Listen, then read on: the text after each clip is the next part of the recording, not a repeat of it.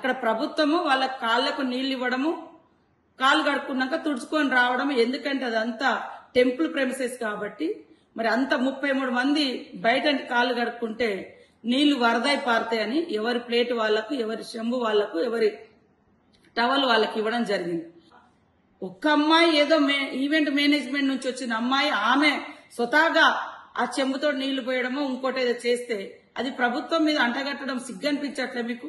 అక్కడ ప్రభుత్వము వాళ్ళ కాళ్లకు నీళ్లు ఇవ్వడము, కాళ్ళు కడుక్కున్నాక తుడుచుకొని రావడం. ఎందుకంటే అదంతా టెంపుల్ ప్రెమిసెస్ కాబట్టి మరి అంత 33 మంది బయట కాళ్ళు కడుక్కుంటే నీళ్లు వరదై పారుతాయని ఎవరి ప్లేట్ వాళ్లకు, ఎవరి చెంబు వాళ్లకు, ఎవరి టవల్ వాళ్ళకి ఇవ్వడం జరిగింది. ఒక్క అమ్మాయి ఏదో ఈవెంట్ మేనేజ్మెంట్ నుంచి వచ్చిన అమ్మాయి ఆమె స్వతహాగా ఆ చెంబుతో నీళ్లు పోయడమో ఇంకోటి ఏదో చేస్తే అది ప్రభుత్వం మీద అంటగట్టడం సిగ్గనిపించట్లే మీకు? ప్రపంచంలో ఏ మూల ఏ క్షణం ఏం జరుగుతుందో వేగంగా తెలుసుకోవడానికి తొలి వెలుగు వాట్సాప్ ఛానల్ ని ఫాలో చేయండి.